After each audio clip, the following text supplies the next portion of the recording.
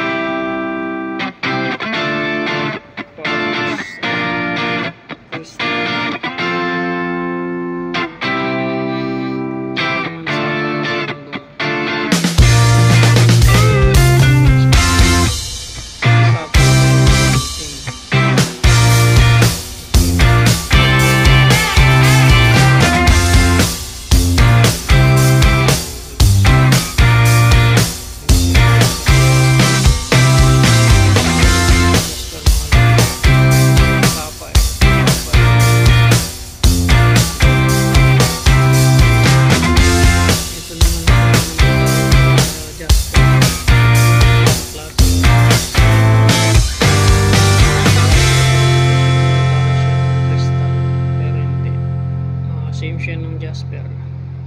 Hindi lang sila naglalayo sa mga crystallite.